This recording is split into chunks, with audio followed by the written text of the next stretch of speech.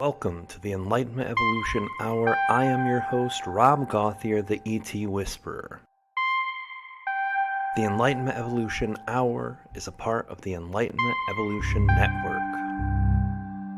Any ideas or opinions expressed by myself, the guest, or a caller may not necessarily reflect the same opinions of the Enlightenment Evolution Network. Enlightenment defined. It's the state of giving and receiving greater knowledge and understanding about a certain subject or situation. Evolution defined.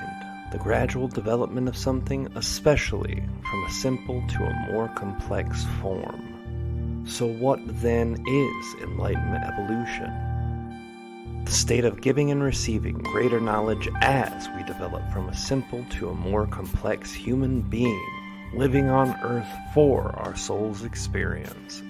Welcome now and join us as we explore our Enlightenment Evolution Hour together.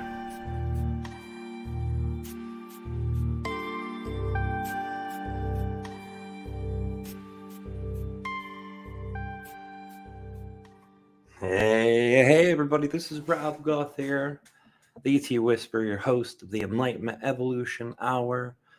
We are here tonight with a very, very, very special guest, and her name is Saiedah Luna, and she's an amazing lady. I'm going to talk some more about her in just a few minutes, and then we're going to bring her in and have a chat.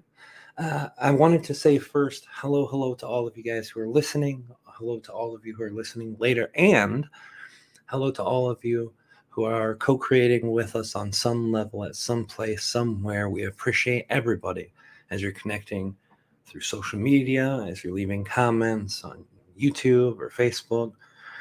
For those rare few of you who checking out our Twitch channel, I'm going to try to get more people over there because I'd like to be able to have replays on my Twitch, and you can only do that after X amount of people follow you, and then X amount of people are watching for certain streams at certain times. So I definitely want to expand that out a little bit.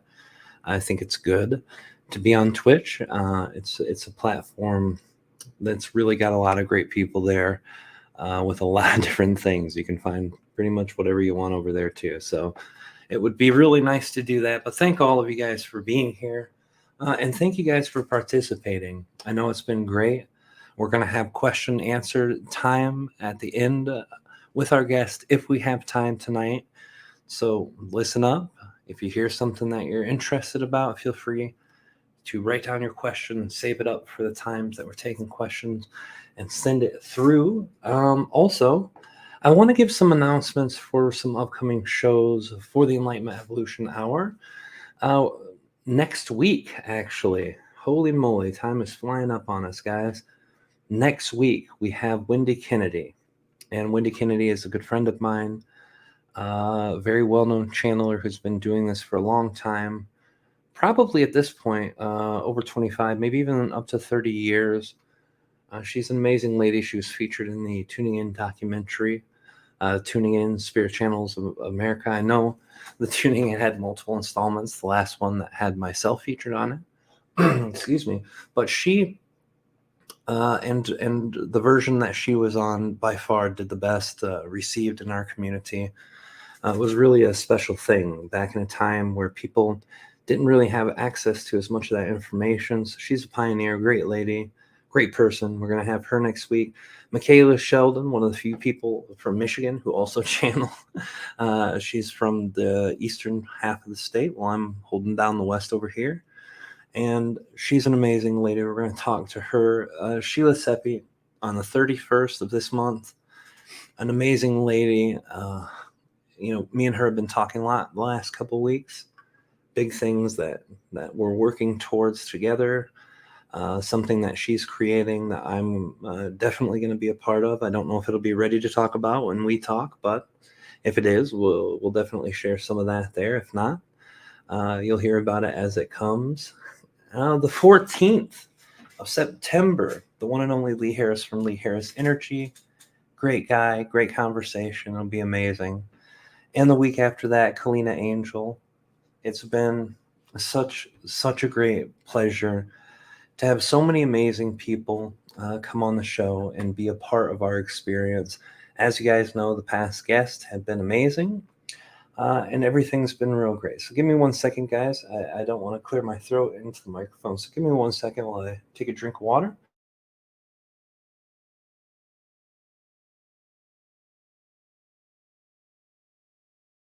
I apologize, guys. But that's going to be happening. Also, for those of you on the ET Whisper related topics and announcements, we have 2 of our Patreon things every month. If you want to join our Patreon, there are 2 tiers, the $11, $22. The difference in those, you get all the same extra channelings, the same capacity to ask questions for the Q&A each month, the same opportunity to suggest the topics that we channel in depth about, and everyone gets to vote.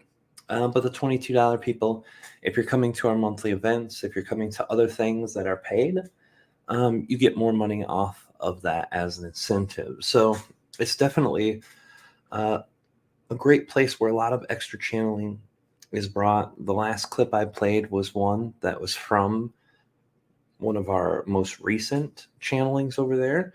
It's really amazing. A lot of times you get a 5 or 10 minute clip. That's usually where it comes from lately, is the Patreon. So check us out over there if you're interested. If not, we have all the videos on YouTube available. We've kept them open for near 10 years. Archives of hundreds of videos, thousands of hours. You can check that out.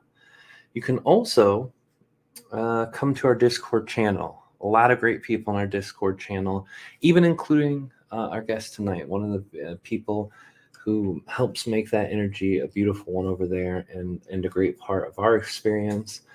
So it's definitely worth a check out. We have a smaller community over there, but they're all there because of the ET Whispers. So that's how they met. That's how they're there. It's really a great place. By far the least toxic of all social medias that you can be a part of. It doesn't have the same thing Facebook. Well, YouTube's not really that bad for our community, but Facebook and Twitter and those can be pretty rough. Instagram, doing a lot of stuff over there, thanks to my dear friend John Craig, who's been helping us out with so much. A part of the team, a really amazing guy. Him and his partner, Kama, were on our show a couple weeks ago. If you haven't heard that one, check out. Also, an update on last week. Last week was the first week since I've come back, or the first designated time, because I started every other week, and now I'm going every week. But the first designated time we did not air when we were supposed to. I did explain on the social medias, and I did explain that our guest woke up with 101.5 temperature that day. He's working on a really huge project right now, the Xena project, and it was pre-opening for his beta release. And he, ever since he started this project, as I've been following him, the guy puts in 18-hour days, doesn't sleep a lot, just puts so much effort and love into his project. And, you know, when you're working that hard, it definitely catches up with you. So he's going to come back in October. I believe the first week of October. I don't have my calendar in front of me. Yeah, the 5th. The 5th. He will be here on the 5th of October. So that'll be wonderful. And then we're going to have more guests, and we'll announce them as they come, guys. But everything aside, let's shift our focus away from all the announcements, and let's go to a little bit about our guest. So, first of all, I want to share with you my experience uh, in general. I go to her channel and I look through all of the experience things that she's sharing recently, and I instantly said, wow, you know, Saiedah is amazing human being. She's got a ton of light in her eyes. She's a beautiful soul, and she's sharing things that are important. And that was my first experience of seeing her. And getting to know her a little better, all those opinions have not changed. In fact, have only increased. But Saiedah is a star ambassador, light technician, a conduit for new human template whose mission is to help people recognize the inherent divine nature. From the time she was a child and was exposed to spiritual subjects, which aided in her awareness of spirituality. She gravitated strongly towards ancient Egyptian cosmology and the power of the mind. Now, she has shared publicly about her turning point into adulthood, the major spiritual awakening that's happened over the course of her life, some of the things that she's doing now, her understanding of her ambassadorship, the connection to all of the things that encourage humanity's reunion with their own star families, consciousness guides, beings who exist to work with us. And she covers all of this stuff in her work very, very in depth and very lovingly and very wonderfully. So instead of sitting here and explaining to you who she is, I'm going to bring in. Hello, hello. How are you doing tonight? Thank you so much for being a part of tonight's show, Saiedah. I appreciate it more than you know. Hi, I'm so excited. Thank you so much for having me. I am so grateful that I can be on the show and share my story and talk with you and talk with everyone that I'll be talking with tonight. So grateful. Oh, I am actually very excited about this one too, because as much as I've looked into the work that you do, as much as I've talked to you to get to know you, I still a lot of things I don't know about you. And this is kind of my whole desire to do this show is when I do it, I want to get to know the person better. Now, normally I skip over people's stories because most people who I've had on, whether it's on their own platform or other places, they really have told their story a bunch of times. Um, I still want to do that. But before I do that, the question I always ask everyone first, because I feel it's the most important, what opened you up to be the person that you were who went through your story? What opened you up to be open and ready to be the person that you were before your story? Things in childhood that crafted you, that formed you, the things in young adulthood that drove you even further towards being that person. What were the kind of things that young Saiedah did that created the portal of opportunity to have a story? Well, that's a good question because I feel for myself that my memories have been triggered since I was a kid. So, and some of these things are going to sound a little silly, but I believe that they're actually integral for my path, my journey of awakening. But when I was a kid, I was very creative, still creative. But I love to draw, I love to paint. My grandfather was actually an important part of cultivating that gift within me because he saw that I actually had a gift when I was younger for artwork. He saw that like, wow, like she can look at a picture and copy it like without tracing, you know. So I would draw pictures of animals, just little things like that. Let's say you have a folder for school that had an animal on it, and I could replicate it without tracing it at the age of like 7, So he saw that I had like a creative gift. So he got me a Bob Ross painting set. I didn't know what I was doing at the time, but I was like, wow. I mean, I just thought it was so, like, wow, he got me a Bob Ross painting set. So he helped to cultivate that gift by, getting me whatever it was I needed to continue growing in my creativity. Um, I also grew up in a family that was already pretty aware spiritually, but it was a bit different than like what we're doing. Like, for instance, I was exposed to books from Paramahansa Yogananda when I was a kid. I just remember seeing his picture and looking at his book and just feeling such a connection with him. I remember seeing books about life after death. Um, I remember just being exposed to all kinds of just spiritual topics when I was young. And when I was a kid, I used to play this computer game. And honestly, it sounds silly, but I really think this was the beginning of my Egyptian affinity. I played this game called Secrets of the Pyramids, and I remember it scaring the crap out of me. Like, I don't know what it was about this game, but it was one of those chinchy computer games that, was like pixelated, but for whatever reason, the images, the music, the story that was told as part of this game, that was the beginning. And I must have been, again, like 5 or 6 years old when I started playing this. And then I just noticed, I just noticed that I kept diving deeper into the Egyptian energy through studying the Neteru, or the gods or the goddesses of ancient Egypt, until, now where I am now with everything. But that's where that actually started, was a little computer game. But I think it takes something like that. When you're a kid, what is really going to happen to you to really trigger those memories? It's got to be something that's absorbable for a child. And I think that Yeah. was my thing. That was my thing. So yeah, artwork, painting. And I remember, this is another funny thing, seeing the movie Carrie. Big horror movie buff, right? So That seeing the was a movie, good one too, right? I'm telling you, 1976, seeing that movie Carrie, it was shown that movie. And I just remember like asking myself, how did she do that? How did she move things with her mind? And that's what put me on my journey of starting to discover the powers of the mind. I actually got a book entitled Powers of the Mind. And I must have been about 9 years old at the time.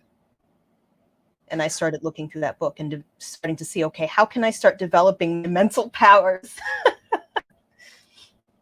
That's amazing. It's that movie did a lot of things to me too. It's something that was kind of an expressed horror movie. I watched it probably around 85, 86 ish when I was still fairly young. And I remember my friend who I grew up with had already started looking into telekinesis. And it wasn't because of that movie, it was because of an experience he had with like a Bigfoot that ran through his yard. He was out. He actually was on the show a few weeks ago and talked about it. But Mm-hmm. so it wasn't a foreign idea to me, but the way I expressed it was definitely terrifying for my young mind. So it did imprint me. And the video Mm-hmm. game, you said that the video game too, and all of us who grew up any time around when computers began going into people's homes or video games became kind of a thing, Mm-hmm. then that was definitely one or more found a way into the life of everyone to connect to something that they do, that they like, or that they love now. So that actually makes a lot of sense. Mm-hmm. Now, I as we're going from what opened you up to the possibility of being you, can you share a little bit about your story, about how you experienced these things as a child and as you got older, and how these things kind of took you to a place where you were ready not just to learn, because obviously you're learning through the whole experience, but also a place where you felt that you had learned and wanted to share that what you learned with others. Mm-hmm. Well, I think from childhood going up to my late teens, the interest in spirituality, I don't want to say it dwindled, but it was in the background for a while. What I really experienced the most was having very vivid dreams. And I remember my mother being the type of person to interpret dreams, but it was typically negative. So it took me a while to actually stop being afraid of my dreams. It actually got to the point where I was afraid to go to sleep at night because I was afraid of having these vivid dreams that could possibly mean something bad would happen in my life. But it started with that, and nothing else really happened until I would say uh, 2012, around 2012. Kind of a big I, year for a lot of us in the community and in the world at that time, right? yeah, it's very interesting how it happened in that year. It's not like I was expecting anything either, but that's just how it happened for me. I would say that's when things really started to open up a little bit more, was in 2012. I actually enrolled in the nursing program because I was very interested. That was another one of my interests growing up, was human anatomy, science, things like that. So I figured nursing would be a good thing to get into. Not by my recommendation, though. That was familial recommendation. Like, I oh, if you like see. this sort of thing, you should get into nursing. So I was like, okay, I'll look into it. I like taking care of people. I like being a nurturer, so why not? So I went into nursing program, and the first semester they go over different forms of healing. So they go over Western medicine, but then they touch upon alternative methods a little bit too. And they actually touched upon Reiki. And as soon as I heard about it, I was like, I want to do that. I want to do healing that is on an energetic level. And that really stuck with me. I was like, okay, so when I go home, I'm going to see how I can find a way to do this. So I did the research, found a teacher fairly quickly that resonated with me. And at the time, I just needed the money because I was in nursing. I was told how hard it was. And I was like, okay, well, I'm not going to work and do nursing. I'm just going to study, get the degree, and then I'll start working. So within a few months, I was able to get a job, and it was in walking distance from me. So I was actually able to do Reiki 1 and 2 back to back. And I did that. And at the same time, I was also taking yoga fusion for an elective. So that's how I started to get into the chakra system. I started reading books about it, specifically The Wheels of Life by Anodea Judith, which is a very good book. So I started looking into that, started meditating. And Reiki 1 was great. I did Reiki 1. It felt so peaceful. It just felt like I was on a cloud. But then Reiki 2 was when things really started. I would say then, if you were to ask me at that point, I would say they turned for the worst. They just got really chaotic. I remember I was with someone at the time. I was in a relationship, and we had just eaten breakfast, and he had turned on the car for us to go back to the house. And I just remember seeing 11:11 on the clock radio. And I know that sounds very cliche for, spiritual stuff, but something happened when I saw that number. And I didn't know anything about that number at the time. But when I saw it, I could just feel almost like I entered into like a trance, like something clicked. And I was like, oh boy, something is happening. I don't know what's happening, but I was in a daze. I didn't think of it too much at the time. I just kept doing my thing. And I just noticed that from that point on, I started to stumble upon more information. This is when I started to get more information about star seeds and spiritual topics on a deeper level. And when I saw a video about star seeds, I thought, oh, that's my sister. That sounds exactly like my sister. But then I was like, but I resonate with it too. But that can't be me. That's not me. That's just her. So at some point, I started to feel the effects of the Reiki attunement. I started to become more sensitive, very emotional, and I started to feel very heavy. And I got into a really emotional place one night. I remember it was something I was watching, and it just triggered me. I just started to feel really bad about myself. I felt worthless. I just felt horrible. And I just remember collapsing on the bathroom floor, and I was crying, and I just felt horrible. And then just out of nowhere, I heard a voice say, "You have to leave him." And I was like, what? That was the first time that something like that had ever happened to me. I had never heard a voice speak to me that way, but it wasn't just the voice. It was the fact that it changed something in me. Every sound you hear, it carries like an energy signature. So it carries something Sure. to shift or alter you. That's what happened to me. So that made me even more upset. I was like, why? I knew what they were talking about. Like, you can't stay with the guy that you're with. You have to leave him. And I was like, but why? I didn't understand. Like, everything's fine. Nothing's gone wrong. Why? So I was really upset. So I ignored it. I went to bed. I had the TV on still, though. So I remember seeing a commercial for, I think it was like Christian Mingle or something. And then I heard, now God is saying it's time for you to make the next choice. I was like, okay, you know what? I'm turning off the television. Y'all are taking this too far now. It's too much. I was just, oh my God, it was so upsetting. So I went to bed, and I woke up in the morning, and I could just feel like, oh boy, like my heart it was just broken, tight. At the time, I didn't understand what was happening, but what was happening is I was in such resistance. My heart was trying to open up, but I was keeping it from opening up because I didn't want to deal with the reality of what was going on. So I suffered from horrible anxiety for about a year or so, until the next chapter of my journey began. And I was going to sleep one night, and I was drifting off, and I kind of entered a meditative state. Then the black in front of my eyes started to shift a little bit. It almost got very flat, like a screen, you know? And then I saw a being appear on the screen. It was bald. He was kind of flesh toned, kind of like a monolid type eye. And the energy was really intense. Like, he buzzed. And I could feel the energy shift, and I could feel my heart. Like, I could feel like a sense of urgency. And I could tell he wanted to tell me something very important. And I was like, no, please. And he was just, I heard him say telepathically another thing that happened that was very interesting for me. And he said, don't be afraid. And I was just like, no, go away. I don't want to talk to you.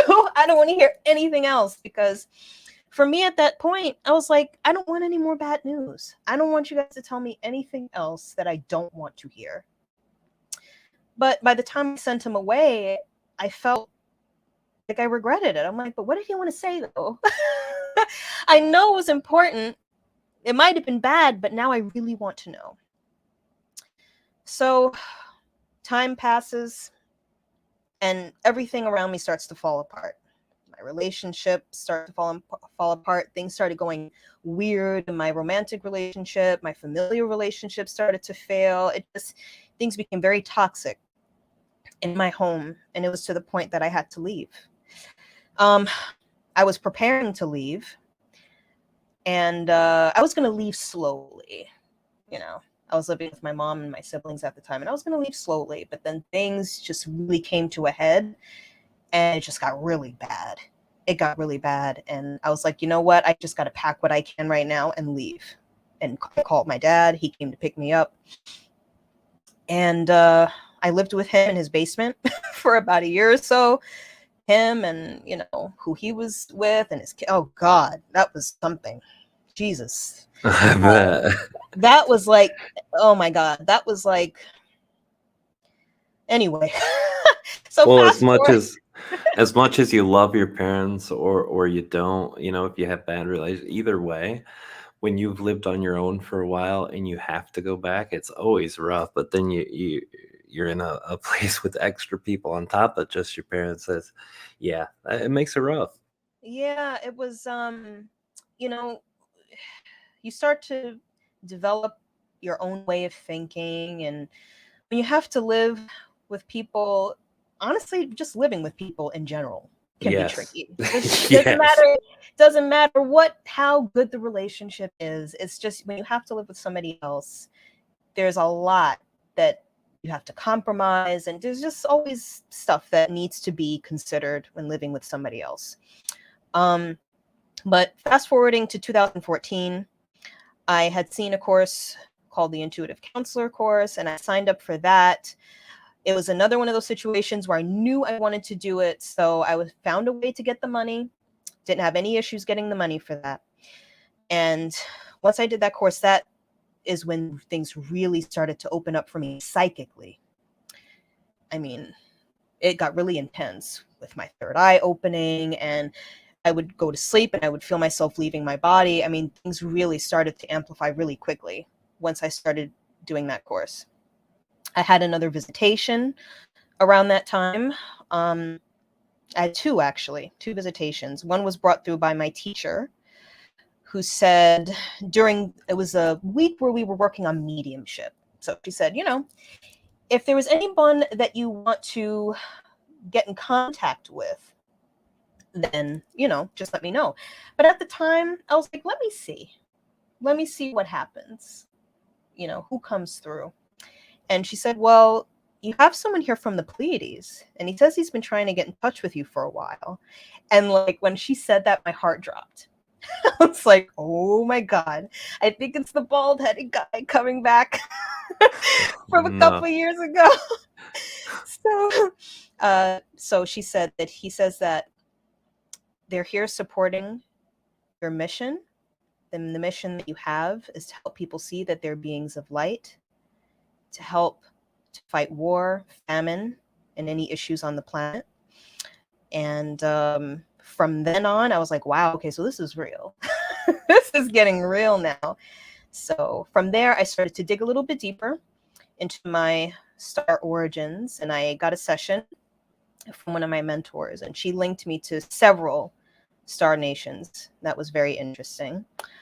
From that point on, once I was certified in the course, I started doing readings and healings, but I was still going through the roller coaster.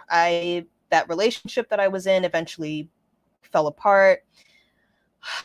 My grandfather passed away, and I was very close to my grandfather. I mentioned that he was the one that really helped to bring out that creativity in me, and he passed quite suddenly, Oh, and that wow. brought me into a depression, and that was really hard. That was really hard when he passed.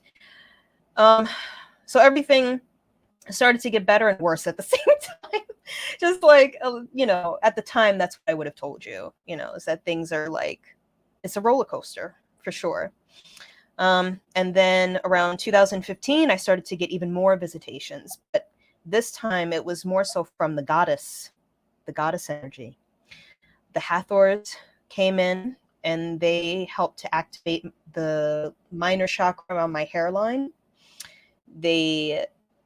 I think this might have been them, or the Venus energy activated my Alta Major at the base of the skull.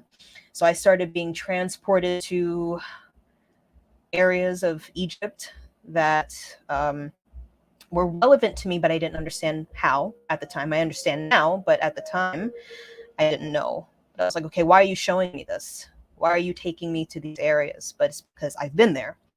So the Hathors came, Goddess Sekhmet came in a dream. And I started to connect even more deeply to the goddess energy, ancient Egyptian goddess energy specifically, but also other goddesses too, like Goddess Kuan Yin and Mother Mary, and they have been integral for my work as well. So it's a lot. There's a lot that has happened, but I would say those are like some of the major things that have unfolded. And everything else is just lesson after lesson and learning and expanding and crying and just It, just it, yeah. it's something that it's hard. It's always hard to put in words what you experience from a spiritual aspect, Yeah. even to groups of people who very deeply know, understand, and resonate, because there isn't a frame of reference in our society. There isn't a frame of reference in our consciousness vocabulary. Well, in our consciousness there is, but there's no way to express that externally in a way that others can just instantly say, "Oh yeah, I get what you're saying." So Right. it's always rough to put a bow and a ribbon on the package that is your life and experience, but everything you shared makes sense. It resonates, and the thing that you brought up that brings attention to my mind, obviously the goddess energy is not something that I myself had much to do with as a young kid. Anything that wasn't religious was not around, allowed, etc. And finally, I get to the spiritual journey, and even then, it didn't play a role until I met Kalina, my wife, and her name is Kalina, which was from the basis of Kali, which is Oh. which is the god destruction of lies and destruction of I wouldn't say just I'm trying to think of the word that they use a lot in the literature. Well, Kali as a goddess represents the destruction of the ego, and Yes, and Mhm. the word I was looking for was the illusionary, Yes. energy too. Yeah. Mm-hmm. The stories Kalina told me about it was amazing. She was Mm. a practicing Hindu for a long time, and then when Whoa, our yeah, that's Kalina so was cool. at the temple for a long time. Yeah, Wow. it was pretty amazing. Yeah, that was part of her journey to it. And by the time now or around now comes, we had baby Lilith, and of course Lilith was named for Lilith, Lilitu, Mm-hmm. which was the Sumerian goddess of fertility and protector of children. Mm-hmm. And it was something that was also very present. But the thing is, with Lilith, I really felt it. Like, we actually knew her name was going to be Lilith. It's like, yeah, this is the name for me. The soul brought that forward. So it was very Mm-hmm. present, very real. And that's the first time, besides feeling it, through the energy of Kalina and her sharing of her parents' intention and all of that, that I felt it. What has this goddess energy done for you in your spiritual journey? How big of a role does it play now in your practice of spirituality? Wow. Um, that's a big question. Yeah, it's a large one. It's a large, yeah, it's a big question because I feel as though it's a big chunk of my work. It's actually a big chunk of my work. Um, I actually have a course that is centered around initiating people into the Egyptian goddess energy. And this one specifically, we're actually doing the course now. Next week will be the last week, but this is something that I open only when the goddess tells me to. Only when I am compelled to do it do I open it. Do I open the doors to this course?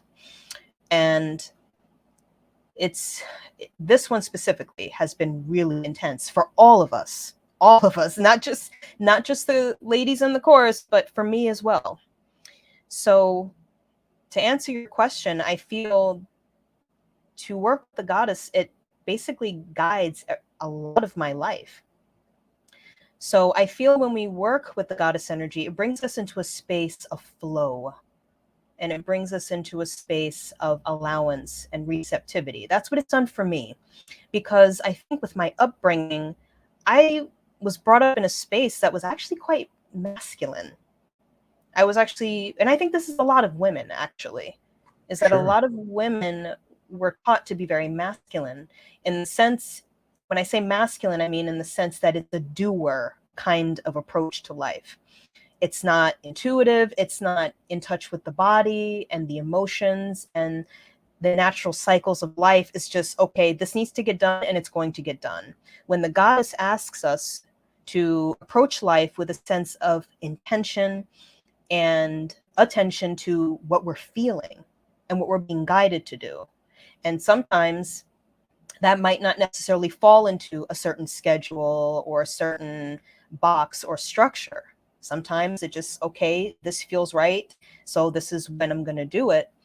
And I think that some people would perceive that as being a bit chaotic and a little, I guess, unstructured.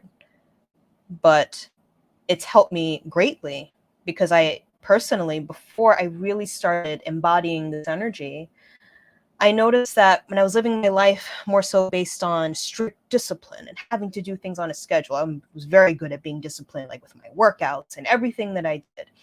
I started to injure myself. I started to get sick, and I started to get really bad migraines, which I was prone to already, but they really started to amplify. And working with the goddess energy, she guided me to have compassion for myself, to not push, and to only do things when they felt right.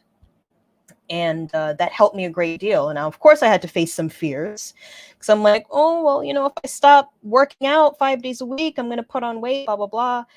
I had to deal with the fears and, will I be accepted? Will I be loved? Will I be, are people going to judge me for whatever it is that I'm choosing to do that's not in alignment with other people's approach to life? But the goddess has helped me to see, like, but this is actually your nature. You can't function that way. You're not put on this earth to fall in line with other people's structures and what they want you to do. You have to follow your own intuition and your own feeling. So part of this also goes back to what my mission is. So it's like, you're not here to bend to the will of the system. You're here to ground and anchor in a new system, a new way of doing things that's in alignment with the flow of life. So It's an important lesson, I think, for all of us to learn. In my spiritual journey, the only way I could achieve anything is when I integrated that amount of feminine energy that I had neglected and pushed away for so long. I never considered myself a feminine being in general. I know everyone has a certain degree of both energies within them, and I know mhm, some people are better off using heavy in one direction or the other, heavy masculine or feminine energy. It just fits better for their kind of life or whatever the case may be. But mhm, for me, I had to integrate a lot of self-nurturing, a lot of mhm, self-loving, a lot of self-flow. Um, so I think just in general, people neglect the balance that's right for them of the masculine feminine energy flow too. And you're right. This whole world is developed to be a masculine form of life, especially in more Western cultures. You go to the areas where indigenous people still exist in tribal form. And you tell them some of the mhm. shit that we do here Yep. in America or Canada or wherever, and they're like, yeah, that's dumb. you know Mhm. it's like, that makes no sense. You're extending what you don't need, and you're shrinking what you need the most. Because Yep. they've learned, they took the homage of the masculine and feminine energy that they needed. So I think that raises a beautiful point. And I think too that I've seen some of your feminine goddess videos. You did a few, just sharing about it, and you did a dance channeling from a feminine energy that was really well done and really beautiful, very touching. And a lot of the energy that you put into to expressing feminine energy to others through example, I think is probably one of the stronger things that I notice with you too. It's something that people need desperately right now, especially. That's probably why why your own last one was so much more strong, and you guys had to go through so much more of the energy of intensity, because it's needed. There's so much stress and tension in the collective, and we're trying to figure ourselves out and stuff. What have you been receiving in your guidance? What have you been receiving in your intuition and in the work that you do with what has been happening with our Earth Collective for the last couple of years? Because to the external eye, it looks like, hey, everyone's gone friggin' nuts. What have they said about the imbalances with that energy? Oh boy. Well, what's funny is I actually wrote an article about basically the time that we're in, but in 2019. And actually, it was put in the Sedona Journal of Emergence. I I actually I was receiving transmissions from Orion, specifically, actually, about the time that we're going to be entering, that we have entered since 2020. And I was actually scared to put exactly what I felt in that article, because specifically what I was told was that from 2020 is going to be a time of destruction. And I was like, oh no, what's going to happen? But I'm like, what if I'm wrong? What if it's not? So I, altered the wording a little bit just to, let people know, well, basically what we're going through is something that happens every, I don't know, hundreds of years, where it's a shifting of cycles. And at the time where we need to start rediscovering that which we truly are. So the wake-up call is to help us get back in touch with our hearts and our true nature as beings of divine consciousness. Because for too long, we have been separated and disconnected from ourselves, from the planet, from each other. Yeah. Those are all connected. And I believe that all of this is a wake-up call to bring us back into resonance with our own nature, beyond, and this is a really important part of my work, beyond the labels and beyond our productivity, what we do and what we think that we have to put out into the world. If we don't put it out, then we're useless.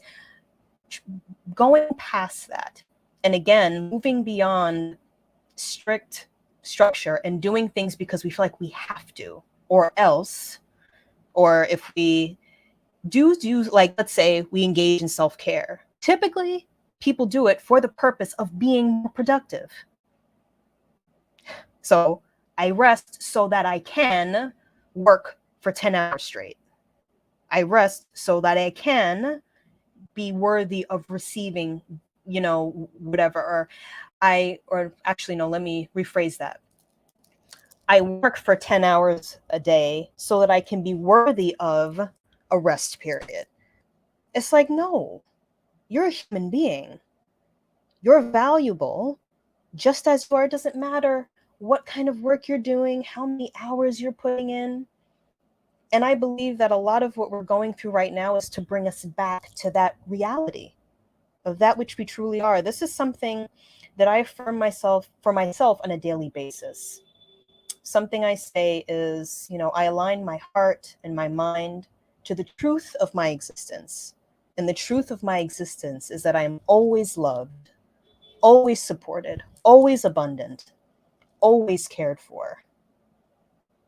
And this is not something that I have to earn. This is something that's a part of my nature, my inherent nature, and everyone's inherent nature. So I think with everything that's been happening, it's caused us to question, what is truly valuable? What is it that is really important to us? Is it really the money that we're getting out of what we're doing? Is it really the big house? Listen, I'm not saying that there's anything wrong with wanting those things, but why do we really want them? What is it doing for our sense of self? Do we want these things because we feel like it makes us a better person? That it makes us more of a valuable person? So I feel that a lot of what we're going through is to bring us back to our spiritual baseline, and that it's, you're a beautiful being of light. Going back to my original message for what I'm here to promote. And this is what I really want people to know, that everything that people are seeking to find in their jobs that they hate, in, putting out things that they feel, if they put this out, it'll make them a better person. Or even just, honestly, for people like myself, I had to learn that I don't have to constantly give and give and give in order to receive. So just all of these things, that we have to, I kind of lost my train of thought.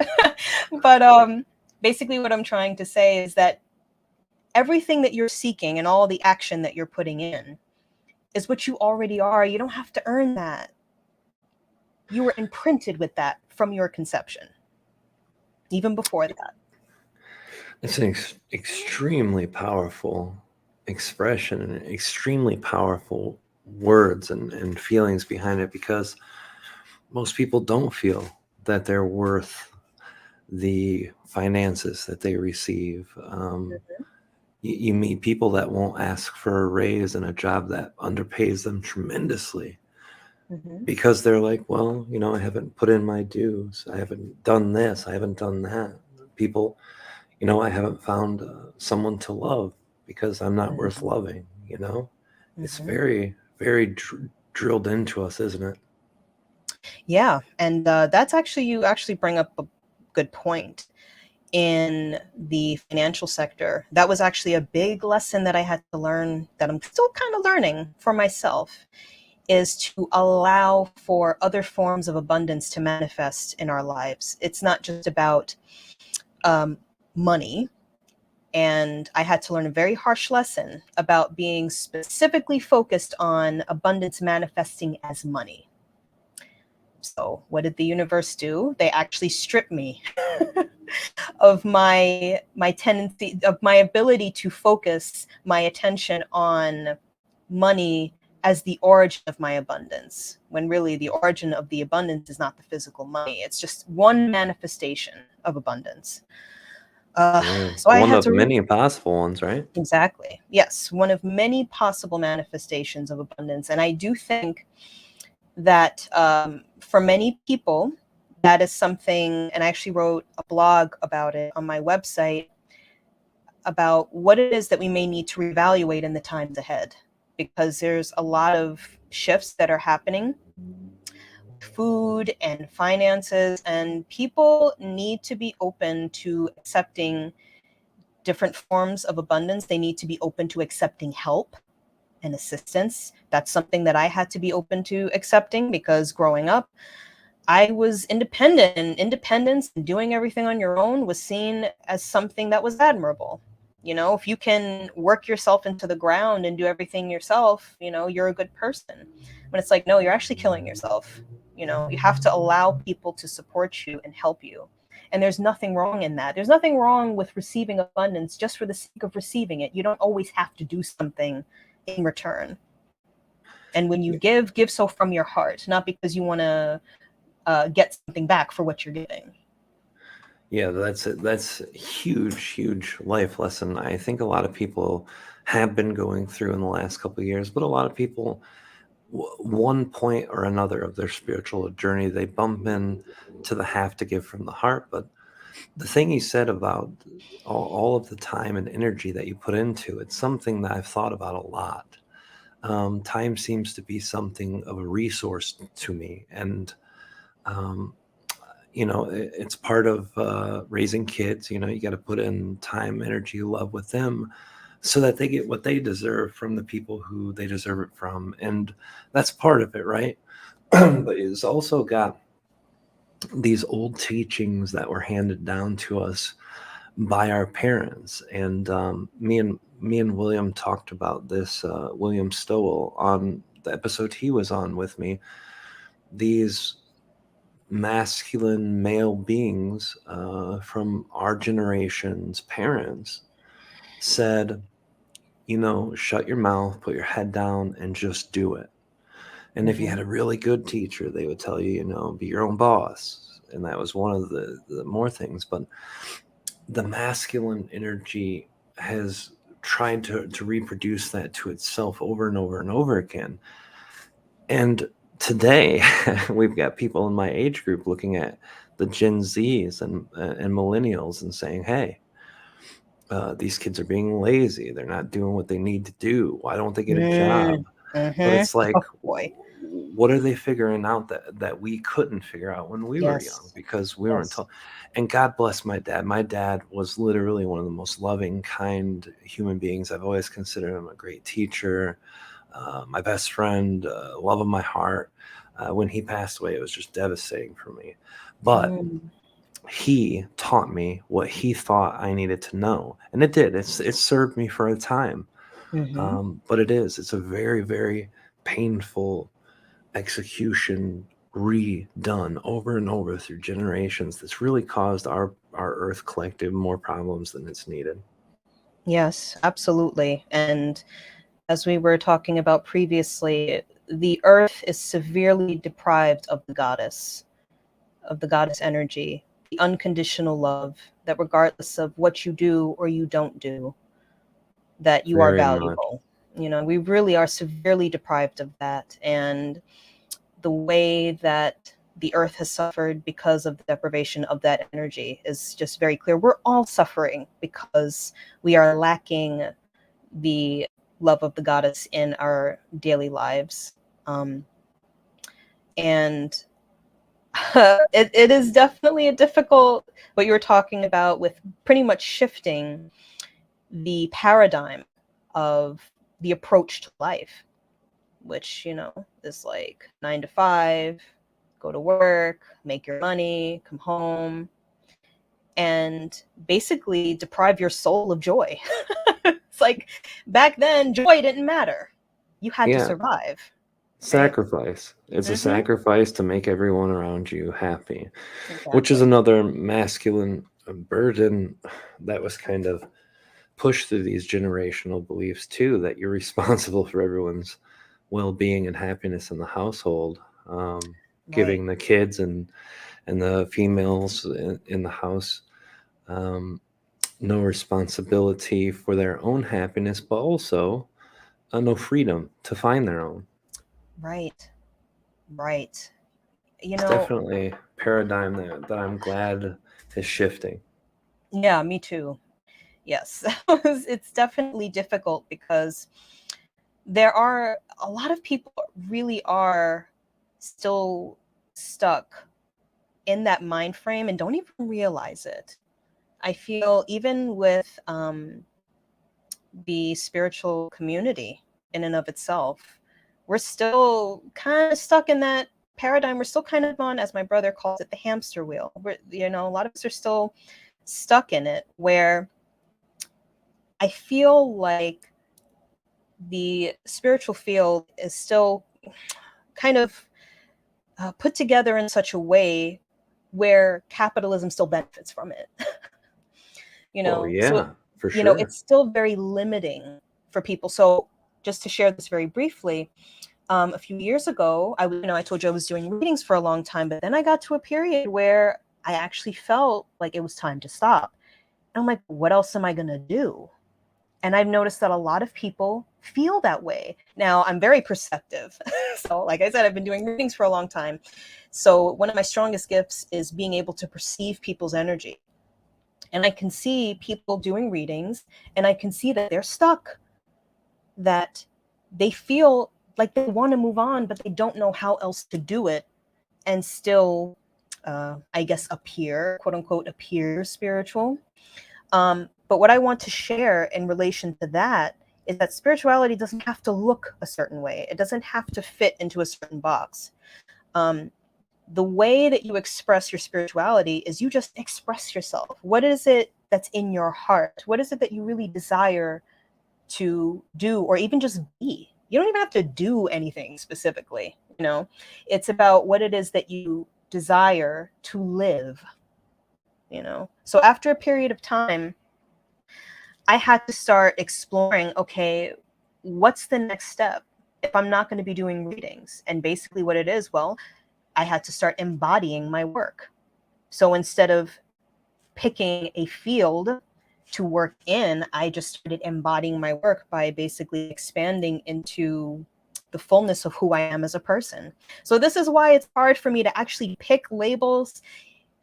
I'm wondering if there's going to be another shift in my labels coming in the times ahead, because it's hard for me to really pin down exactly what I do in a label, because it's so multifaceted, because I'm multifaceted. I am my work. So it's something where it's not something that I do, it's something that I am 24/7. So, I like that. I really like that, and when you do embody your work and you don't have to put the labels down and create a mold to keep it in, mhm. then you will shift labels sometimes on a daily basis. I Yeah. love that. I love it. Mhm. Well, what about the experiences of the people that you've seen? Because I myself have gotten caught into the experience of staying within a certain niche of my own self because I felt uncomfortable to do other things or say other things or be other Yeah. things, even though I was them. I see a lot of Mhm. people who do the same work over and over again because they know that it will pay the bills and they know that Mhm. they won't be worried about what comes next. So they get stuck in that. I know you gave us the answer. You told us, embody who you are, and that takes you to the next step. Are there practical things that people can do to start teaching themselves how to trust themselves to do those things so that they can step out and act on being themselves? Mhm. Well, I guess I can give you an example of how it went for me. So when I was at the time where I had to basically stop doing readings because it was limiting, I actually spent periods of time in meditation. And honestly, sometimes taking a shower and just allowing yourself to go into like I guess, a reflective state can bring answers. And what I heard was be creative. So I was like, okay. So basically, what I did is I was like, okay, I'll be creative. I know that creativity is a natural part of who I am. What I felt guided to do was to start painting, start doing more painting. So I started offering spirit portraits. So I started painting people's guides and things like that. So, I mean, the things that I can recommend for people is to really allow yourself to be present and still with whatever it is that you're feeling, and send out a heart call, which is basically your, moving into the heart space and sending out an intention to spirit or to your higher self, whatever it is that you want to, label it, and asking, what is the next step for me? I mean, it's honestly, it's kind of hard to answer the question in a linear way, Sure. because the way that it happened for me wasn't exactly like that either. It was just something where I was in meditative states and I felt the creative energy come up. And then I started to feel like, okay, I want to paint. So I feel like the best way that I could say it is follow your feeling. It's as Which simple is, as that, I'm sorry to cut you. I just want to oh, say no. say this last thing before, um, is people underestimate their feelings. People underestimate the sense of desire. We get an idea, we get a sense of yearning to do something, and we think, whatever. But no, that's important. Whatever you feel like you want to do it. That is going to plant the seed for the next step. Even honestly, if it's as simple as listening to a song that you want to listen to the damn song. You could get insight through that song. Oh, Just yeah. little things. Mm-hmm. The whole, you say that it's as simple as following the feeling, but that's kind of the whole point to all of the work anyway, is to learn how to embrace, Yes. embody, and interact with that goddess form of energy, Mm-hmm. and be yourself and act on yourself. So it would make sense that that's how you get more of it. It's just Yeah, by exactly. following Yeah, it. that's true. That is a part of our work when we're in the spiritual work. When we're working on developing our intuition, that's what it's for. So we can use it for these life-changing moments. Okay, what's next for me? What am I being called to next?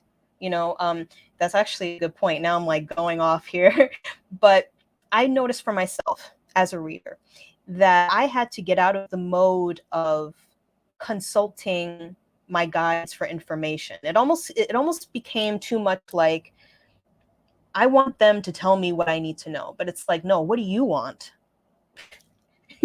What is it that you want? What are you feeling? What is your body telling you? The body will always be like the first indication. It'll always be like the first signal of the next step. Feel it in your gut, your heart. I always say that expansion is a yes and contraction is a no. Um, but when you're feeling it in the body, that's your cue of what you need to do next. A lot of readers, I feel like, get stuck in this. Well, let me see what my guides say. No, what do you say? What do you want? This is your life. You know. Yeah, there's a heavy leaning from a lot of people, with their guidance, with their guides, with parts of themselves that aren't truly themselves, that are extensions and reflections of themselves. And I can understand the desire to do that too. But Hmm. as much as I love Treb, as much as I love Ardip, as much as I enjoy the things that they share with me and are useful in my life, the things that they share with me, I still say, hey, if what would you do would have been a question I had maybe 6 or 7 years ago. But now I share with them what I'm thinking, what I'm feeling. Sometimes they offer reflection, sometimes they don't. But Hmm. no matter what they say, it's always the internal part of myself that wins over. And sometimes Yes. that's good, or all the times it's good if I'm being within myself. But the only time I get negative experiences from that is if I'm coming from a place of imbalance when I do act on it, when I'm Yes. feeling resistant or, going against the grain of what I'm feeling led to do, and more so do it from the place where I believe I need to do it. Yes, that actually is a very good point, because guides are there for a reason. They're there to help you and support you in your journey of life. They're not here to make decisions for you, but like you said, in periods of imbalance, I know that I've been through, God, dozens and dozens of times where I was pissed, upset, very emotional, and that's not a good space to make a decision from.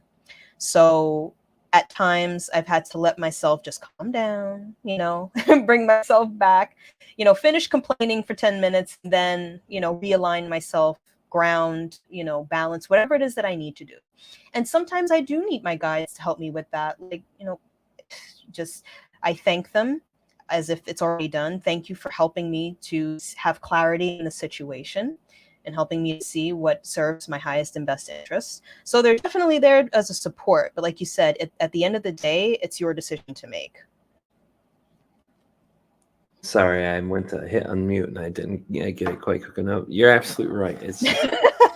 It's the perfect experience and expression to know yourself. And I like the way you said, let yourself complain for 10 minutes. That's another thing so many people in our community and even teachers teach against, is feeling the feeling. You have to feel the feeling. You have to go through that, because that's also there for a reason, I feel. That is so important. That is something that I'm always talking to people about. I post things regularly when I can, when I'm not going through the lower levels of the roller coaster. And when I can, is I share my low points. And it's actually a very important part of the human experience to go through those low points. And we can't, I think resistance is very natural at first. I think as humans, we just naturally resist things we don't like. We just, when something negative comes up, we don't want to deal with it. But on the path, you realize that you have to feel and feel deeply. You basically have to surrender yourself to the feeling.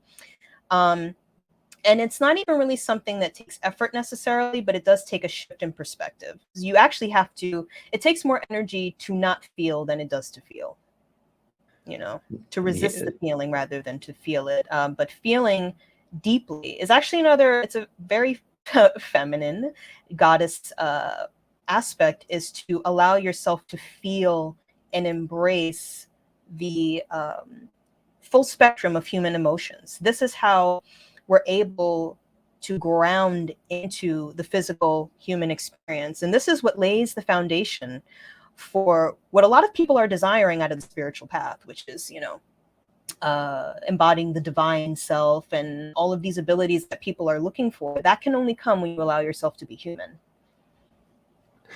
Another thing preached out wildly against it in parts of our community,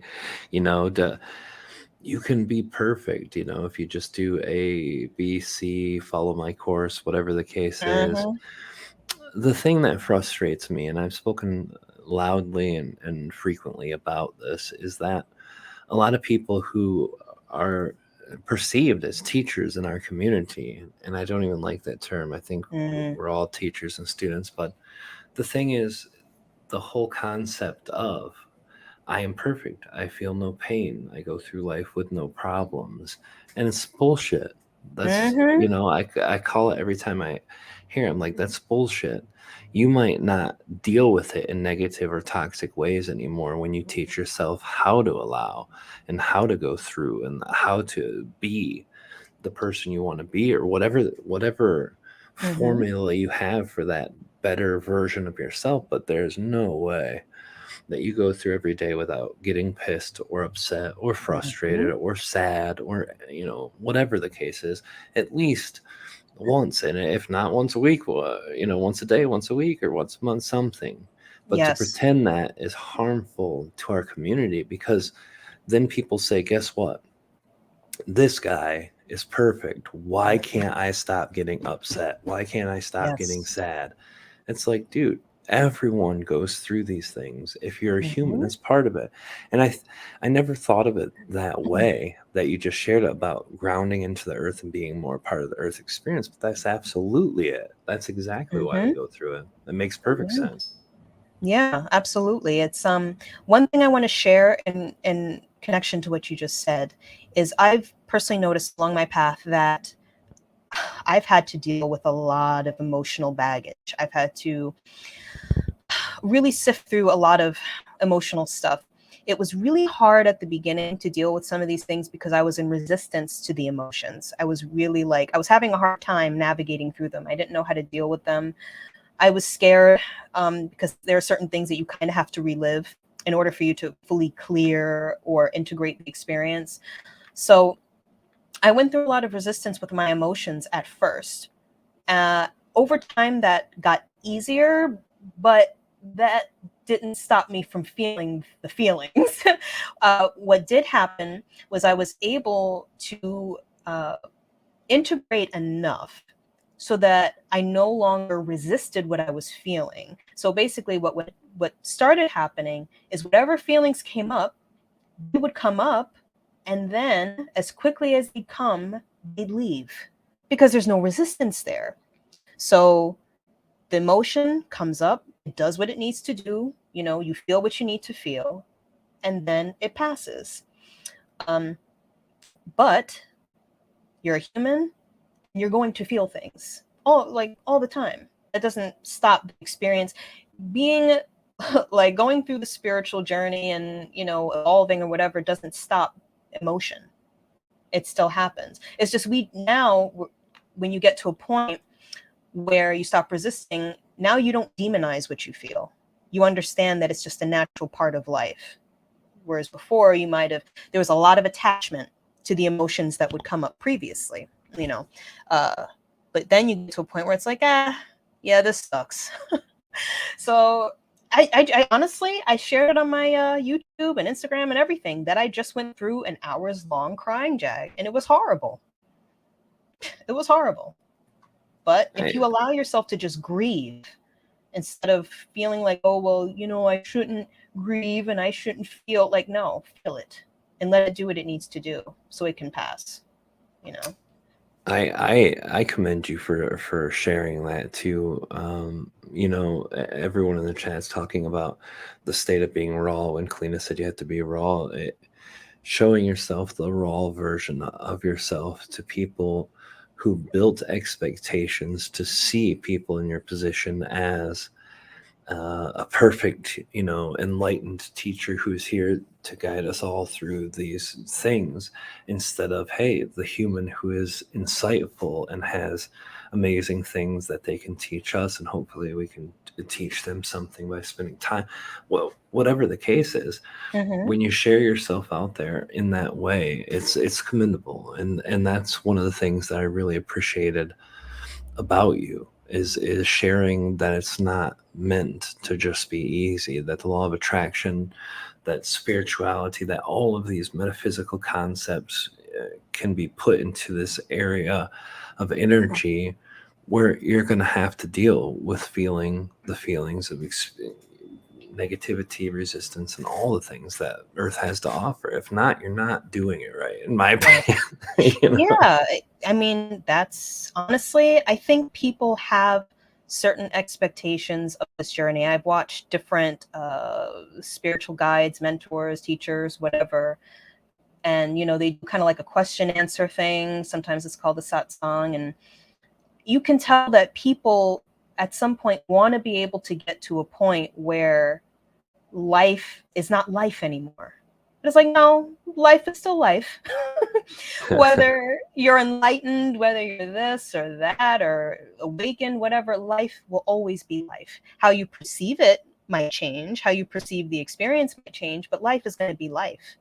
People are going to get sick, people are going to die, you're going to go through different experiences, you're going to go through losses, but you know that's, I think, when we accept that as part of the human experience, that's the beauty of it, is the acceptance of it you know um and I want people to understand, when I'm sharing my experience, I do that, and I want people to see me as someone that's going through this process with them.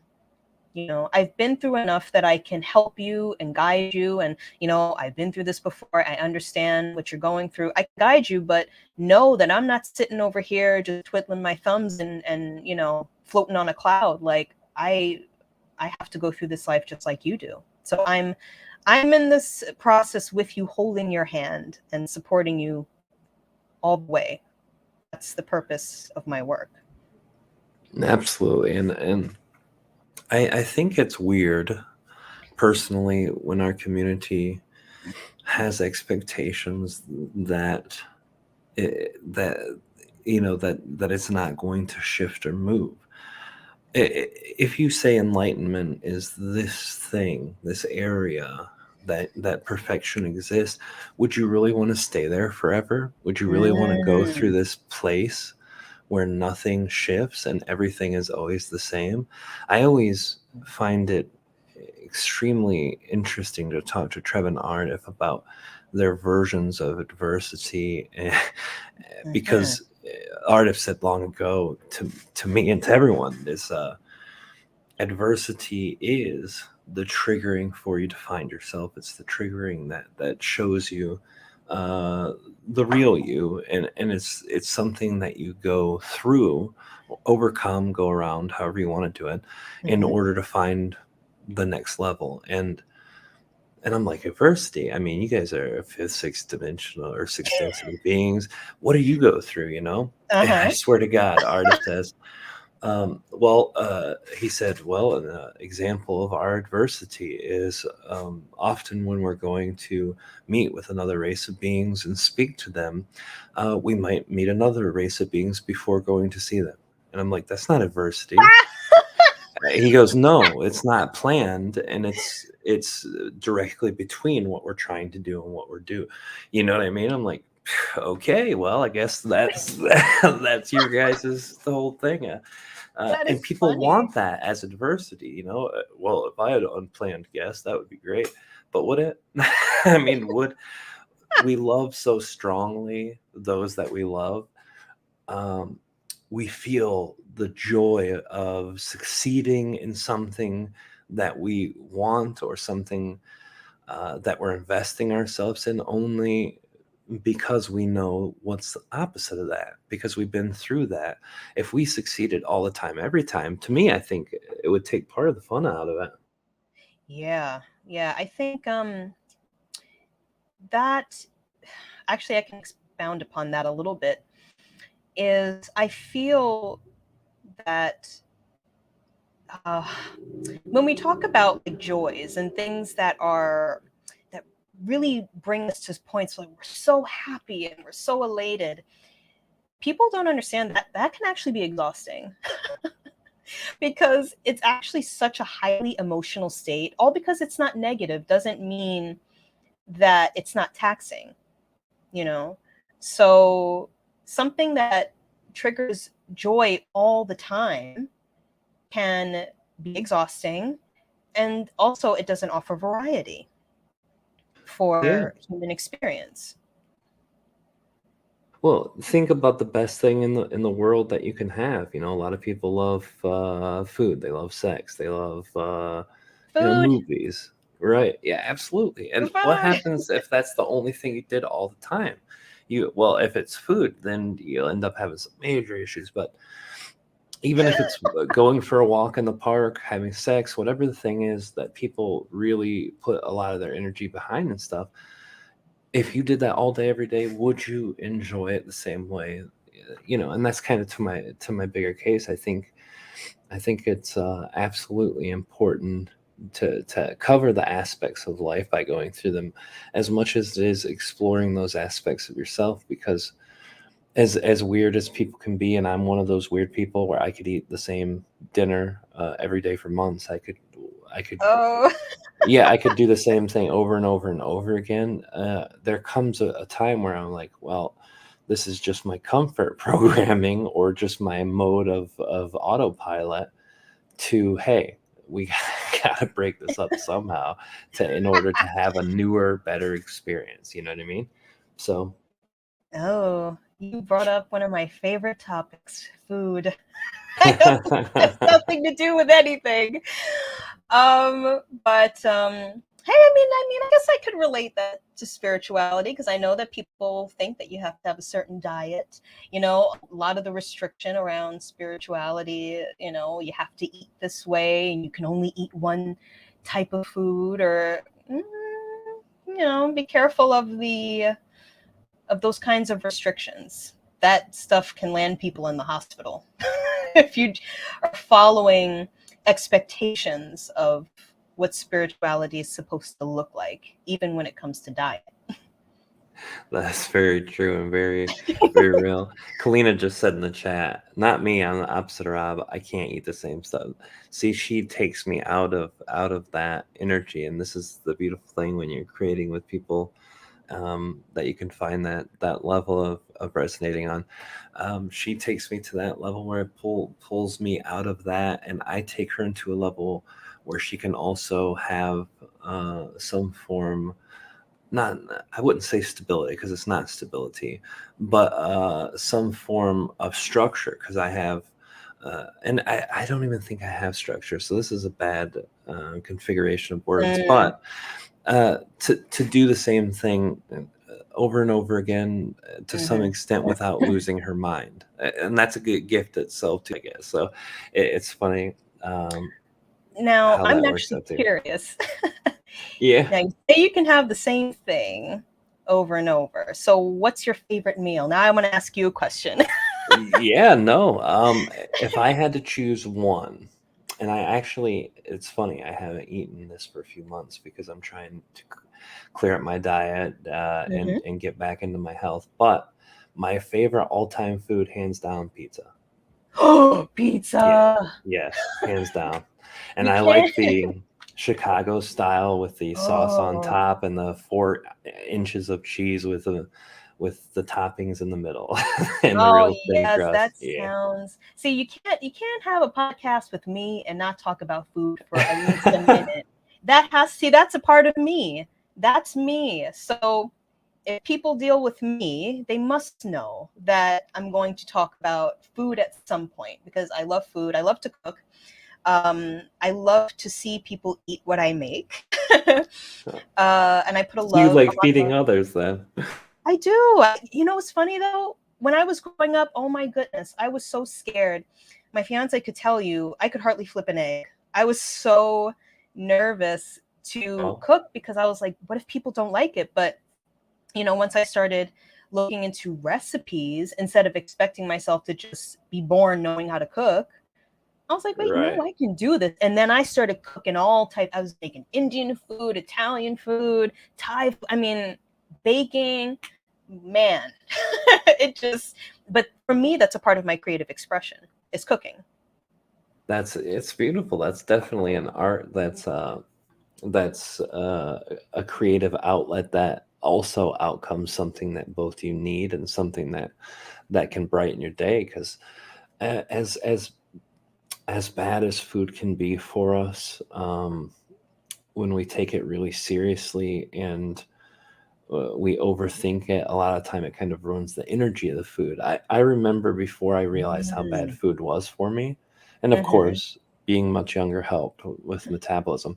But Ah. Mm-hmm. I didn't get as big. But as soon as I realized what I was putting into my body and how it would was meant to affect me, it made those things much worse. Well, this is actually a perfect segue into this part of our night because Mm-hmm. we didn't get to anybody's questions. Sorry, guys, we're having fun doing the get to know you game, but I'm going to ask you the lightning round questions. I asked everybody these, just a few simple questions about things that we might not know about you or things that people might have asked you before, but it'll help us get to know you better. And the first question always, what is your favorite food?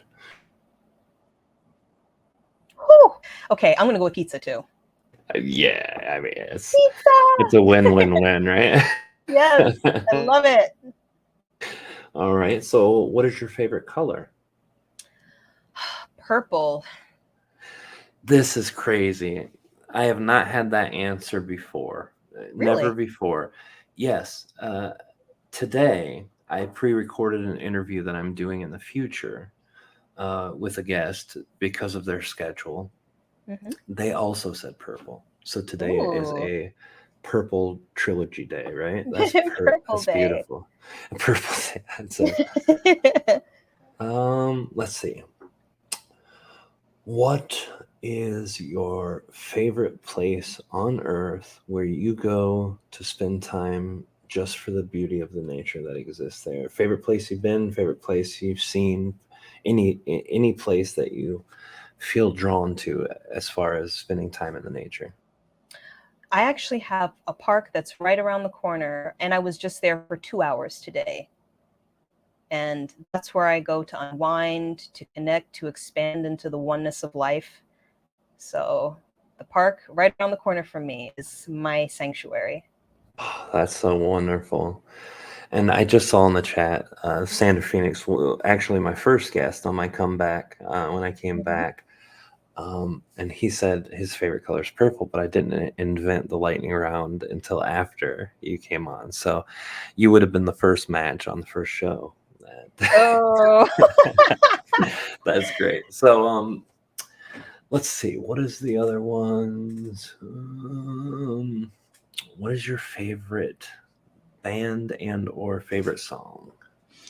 oh man. Okay. So I have a very old soul. I actually love the stylistics.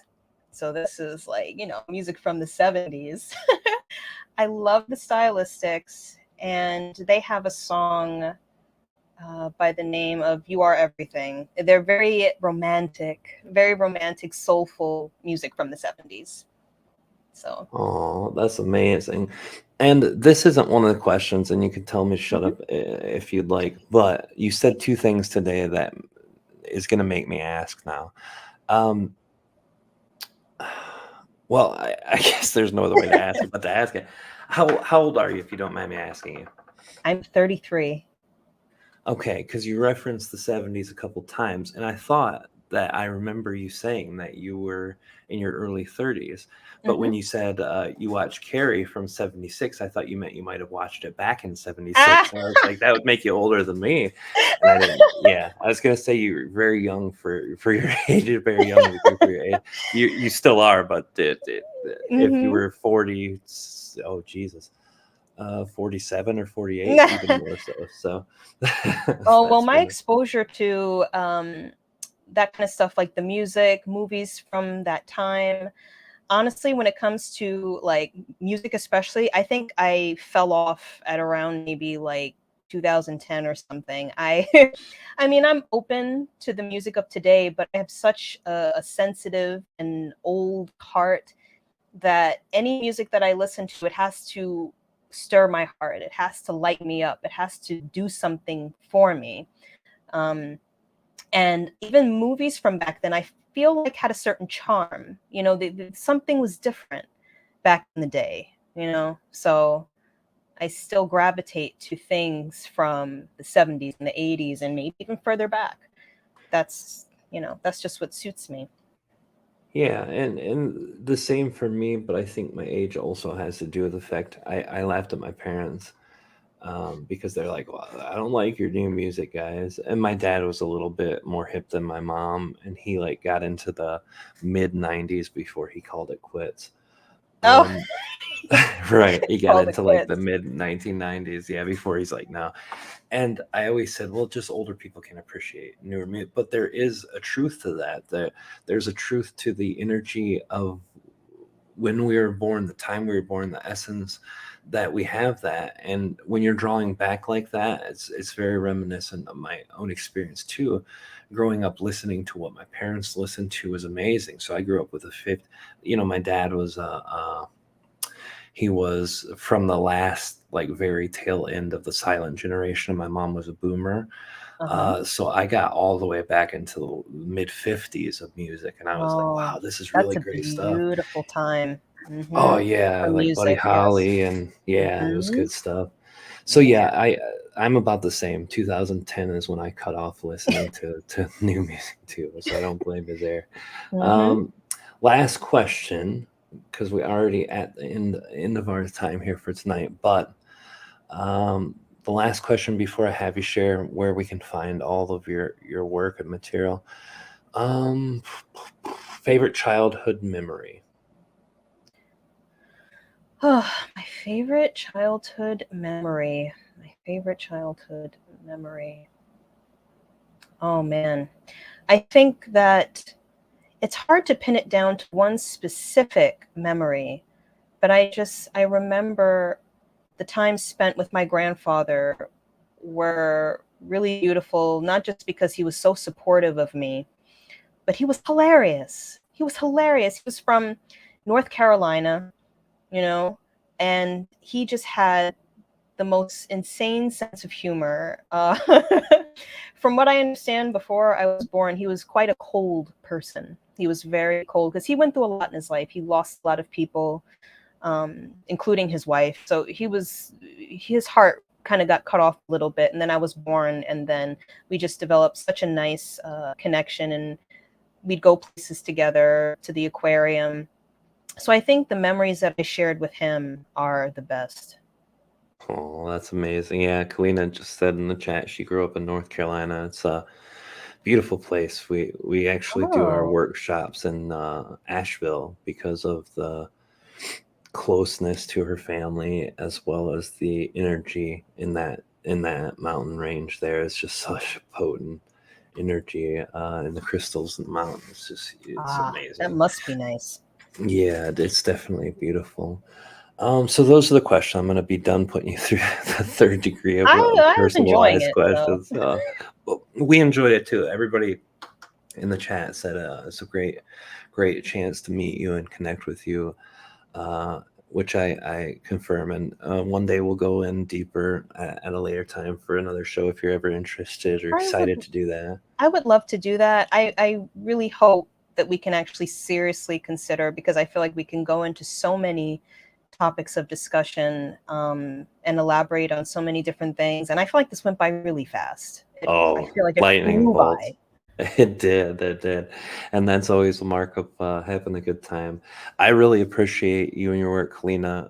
And I watch your videos and we really, really love the energy that you share and we appreciate it. So all the people who may have never bumped into your material before, have never bumped into your YouTube channel, website, everything. And I know I've got links in the descriptions, guys, but where can they find you? How can they access what you have to share? Get uh, some time to spend with you elsewhere. Well, they can go to my YouTube channel, and that's under the name that's on the screen. So Saiedah Luna, that's the name for my YouTube. But my website is actually my first name, Saiedah, and Rose, which is actually my real last name is Rose, which I think is really funny for the whole goddess thing that I was born with Fitting. that. Yeah, it's really interesting. So SaiedaHrose.com. And my Instagram is also under Saiedah Rose. And my Facebook is also under Saiedah Rose. Well, I should Funny. have used Rose for the poster probably to No, that's make it okay. easier I for people to mean, find you. But I'm still trying to figure out exactly how to show up, you know, when it comes to my name and my titles. It's hard to figure out sometimes. well, like you said, you're in the flow and you're being yourself, and that's the best thing. I want to thank you again from the bottom of my heart. It's been a great pleasure to get to know you better, spend some more time with you. I really enjoy how you share and how you show up and how you present, and the compassion and love that you do it with is something well needed in our collective, Thank especially at this you. time. So thank you for being here tonight. It was a great pleasure. Thank you so Uh, much for oh, having me. Oh, absolutely. It's our pleasure for sure. And like I said, we'll have to do this again one time down the trough, maybe end of this year or sometime at the early parts of next year, It'll and be great. get into some more of these topics because I know it'd be really exciting for everybody else too. So thank you for coming. I appreciate it Thank very you so much. much. You're very welcome. And thank you all for showing up tonight.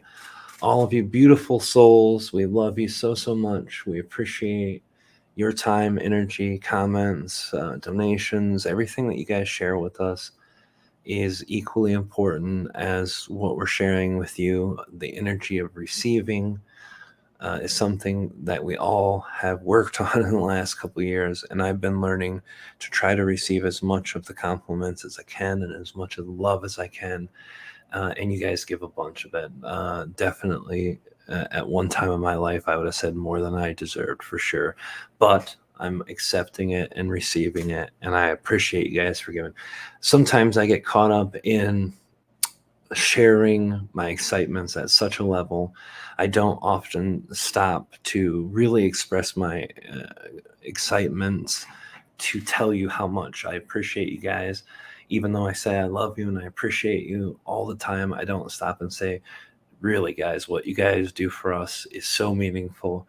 But tonight's one of those nights. My gratitude is there with all of you. Love you guys more than I could ever express with any stupid human words.